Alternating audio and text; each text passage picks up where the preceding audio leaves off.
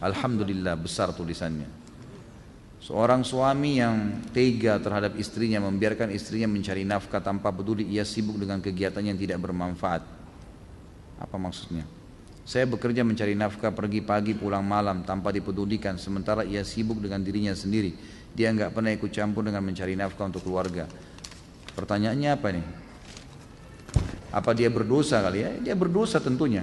Dia berdosa dengan perbuatan tersebut, dan orang yang tidak memberikan nafkah itu berarti sudah boleh dia minta, yang perempuan sudah boleh minta cerai.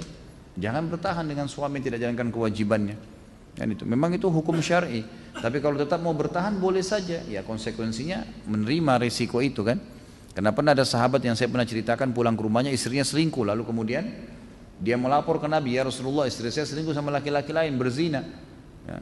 Maka Nabi SAW mengatakan ceraikan. Kalau gitu sudah, dia sudah buat maksiat dosa besar, jangan tinggal sama dia. Kata dia, ya Rasulullah tapi saya mencintainya. Kata Nabi kalau gitu pertahankan, tapi dengan risiko itu, gitu kan? Risiko itu maka harus ditahu, dia harus tanggung risiko itu. Ustaz Khalid semoga tidak tersinggung. Istri saya sudah tertarik dengan pengajian Ustaz Khalid. Namun karena Ustaz Khalid poligami, istri saya jadi tidak mau lagi ikut pengajian Ustaz. Sampai saya sendiri jika mengikuti pengajian Ustaz Khalid sepertinya istri saya agak keberatan. Bagaimana cara mendakwahkannya? Hal ini terjadi waktu saya mengikuti pengajian A'agim dulu. Mohon penjelasannya. Sejelas-jelasnya Ustaz. Ini penutup ya. Sebenarnya saya dalam berdakwah, teman-teman sekalian, yang saya sampaikan ini bukan perkataan saya ya. Apa yang sedang saya sampaikan? Hukum dari saya. Ini teman-teman duduk di sini di pengajian. Ini untuk mendengarkan saya pribadi atau ilmu agama yang sedang saya sampaikan. Ilmu agamanya, bukan karena saya berbicara. Yang menyuruh poligami siapa? Allah Subhanahu wa taala.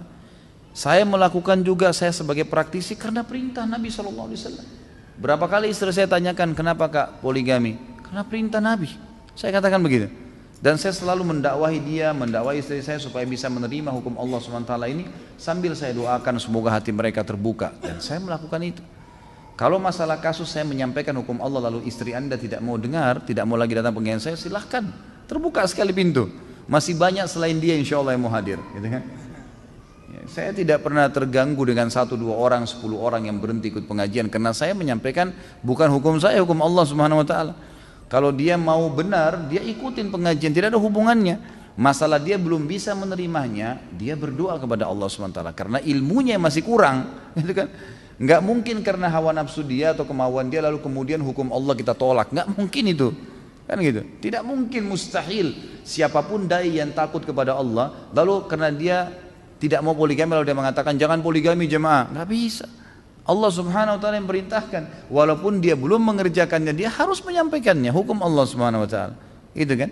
Kalau masalah dia tidak mau hadir, silahkan, ahlan wa sahlan. Mau hadir, alhamdulillah. Yang penting saya menyampaikan ilmu Allah Subhanahu Wa Taala, dan saya doakan mudah-mudahan Allah membuka hatinya. Biasanya justru orang yang kritis nanti malah dia yang hebat menerima itu, ya. Biasanya begitu. Ya, mudah-mudahan insya Allah, gitu kan? Seperti itulah. Kalau antum mau hadir pengajian yang antum hadiri itu bukan istri yang mengatur. Kenapa harus diatur sama istri? Majelis ilmu antum wajib hadirin. Kalau istri nggak suka terus kita nggak hadir, nggak ada hubungannya. Kan itu. Harus ar-rijalu qawwamuna 'alan nisa. Laki-laki yang menentukan perempuan. Kalau perlu kamu harus hadir ke pengajian ini. Kita yang tentukan, bukan dia yang tentukan. Kok terbalik nih? Kan itu. Harus perempuan dipimpin oleh laki-laki, bukan perempuan yang pimpin laki-laki. Jangan dibalik. Kalau dibalik jadi kacau semua nih nanti. Sudah hukum Allah begitu teman-teman sekalian. Dan dengan dipimpinnya perempuan bukan berarti perempuan terhina. Justru perempuan dengan fitrahnya butuh dilindungi dan dipimpin. Memang gak bisa jadi pemimpin. Memang gak bisa, fitrahnya begitu. Laki-laki Allah siapkan dengan sifatnya, karakternya, fisiknya, suaranya berbeda. Memang untuk nagih utang, ngantar jenazah, perang di jalan Allah. Emang itu dia pemimpin. Perempuan dengan lembutnya, dengan air matanya, dengan hamilnya, memang untuk di rumah dipimpin, dinaungin, dilindungin. Jangan orang yang memang kasih sering sedih, manja di rumah, orang yang memang urus anak, kemudian kita suruh memimpin di luar, nggak bisa, nggak ketemu.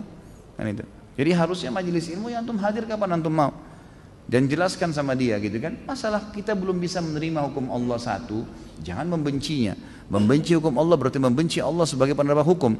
Saya dan siapapun teman-teman dai akan menyampaikan yang benar kalau dia takut kepada Allah Subhanahu wa taala. Allahu alam.